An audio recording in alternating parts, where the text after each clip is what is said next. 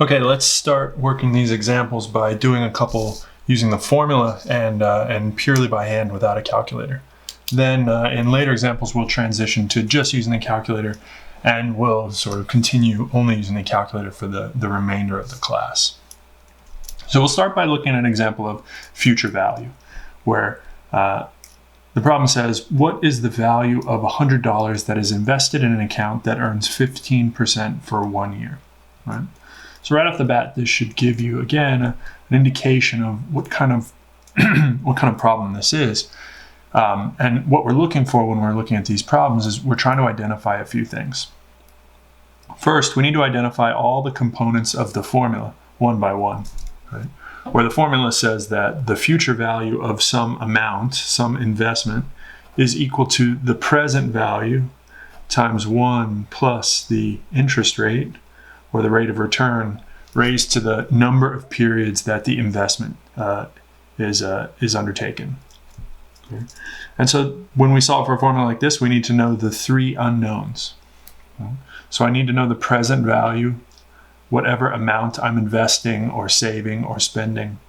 I need to know the interest rate, the rate of return, or the required return. And I need to know in the number of periods for which the investment undertakes. Okay. And so I can pull out these from the problem. Again, this is a pretty straightforward problem. It says, what is the value of $100 that is invested? And what sort of is silent here in this problem is invested today in an account that earns 15% for 1 year. Right? So I can see that my present value here is the $100 that I invest in the account. That $100 will earn a 15% return, and it will do so for 1 year. Right? So I can just plug these in here. $100 present value, 1 plus 0.15 raised to the 1. A little bit of algebra here. Anything raised to the 1 is itself. 1 plus 0.15 is 1.15, and I find out that at the end of the year, this investment account has $115 in it. Okay. This is a really straightforward example. Again, what we're trying to learn, what we're trying to practice when we look at these simple examples is identifying what kind of problem this is, right? So learning to identify, that means whether we're trying to solve for future value or present value or I or N, right? Second, once we've figured out that this is a future value problem, we've got to be able to pick out all of the relevant and correct information to solve the model. Otherwise, we're just doing a little bit of algebra. Right? Now, what happens if we want to leave this money in the investment account for 5 years? That is, we want to keep the $100 in there originally, and we want to let the money continue to earn 15% every year for the next 5 years. Well, you can see that we can just solve this problem several times over to figure out what happens. Right? So in the first year, we solved it. We just did it. So in the first year, the original $100 earns 1 plus 0.15 raised to the 1. And at the end of the first year, we have $115 in the account. Okay. Then we start the beginning of the second year with that 115. Okay. And we earn 1 plus 0.15 for 1 year. So we earn 15% interest on our original amount for 1 additional year. And we come out with $132.25. Okay.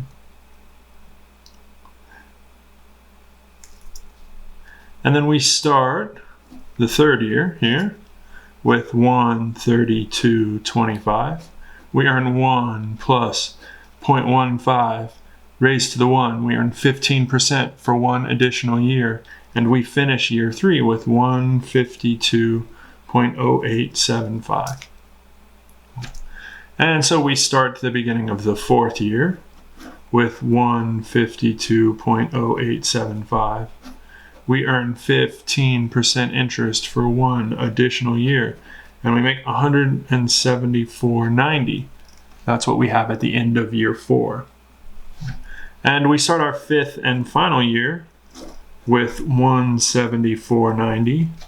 that money earns 15% interest for one final year, and we finish our 5 years in the account by effectively doubling our money to $201, 13.1355, so 13.5 cents.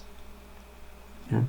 Now, you can see that this would get pretty tedious over a long period of time. If we, say, wanted to investigate how long, the growth in a retirement account over 30 years, we certainly wouldn't want to be solving that every time something changed 30 different times. And luckily, if you can read the algebra and read the formula, you see that we don't have to, because this in, right, allows us to input any value there, so any length of time, meaning that we could have just as easily solved the problem. The future value is equal to the present value. This is the original amount in the account, times 1 plus the interest rate that we earn every period, which is 15%, raised to the number of periods that the account is existing. All right, so we invest $100 at 15% a year for 5 years. And if we do that and solve this out, we get $201.1357. Okay. Now, notice a few things. First, we have a small difference in these two values. Right? This difference arises because of rounding. Right? As we work our way through this multi-stage problem, I have rounded the digits at each step. And because I have rounded the digits, that means that my final answer will be slightly different. When we solve it as in one go, we don't do any intermediate rounding. I'm only rounding here to 4 digits at the end instead of 4 digits in the middle. And so because of that, and because we don't do any rounding here, we get a slightly higher number. Right? This difference is never going to be enough to throw your answer off. I will always ask you to round to 2 digits in your homework or on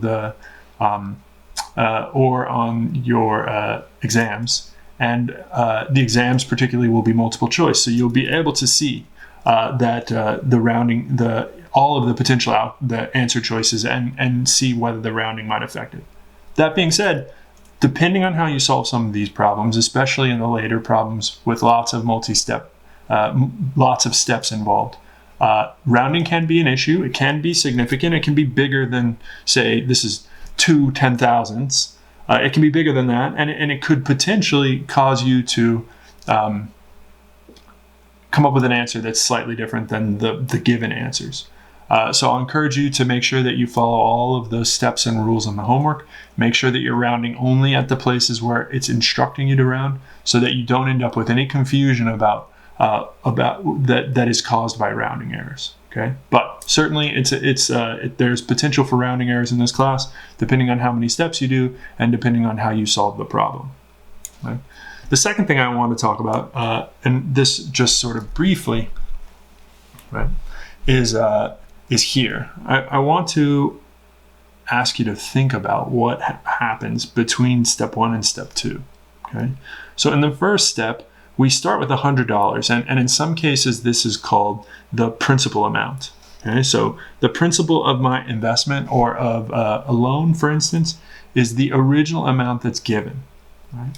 And then the 15% that I earn in this investment account is often called interest or return. Right? So I earn 15% interest, which means I earn $15 of interest on my original principal of $100. In the second year, though, I start with 115, but I make 132.25. Right? So not only did I earn $15 in interest, right? Because 115 plus 15 is only 130. Right? What I want you to think about is where this extra 225 came from. Okay? And the extra 225, it comes from the $15 in interest from the previous period, earning subsequent interest in the next period. In other words, what happened is this $15 also earned 1 plus 0.15 for one period, and that amount is equal to 225. This secondary calculation, this is what's called compound interest. Right? It is the interest that you earn on your previous earned interest. And it is one of the most powerful tools for money making and certainly one of the things that helps the financial world go round. In other words, without compound interest, we would have earned significantly less money over the life of this investment. Compound interest is, when it's working for you, one of the most powerful ways to make money. And it's certainly the reason that if any of us will ever get the chance to retire, it will be because of the benefits of compound interest. Now, when it's working against you, like in a loan, it also is making the bank more money. And so when compound interest is working for you, it's a great deal. When it's working against you, it can be overwhelming. But it is one of the central themes of finance and of the time value of money.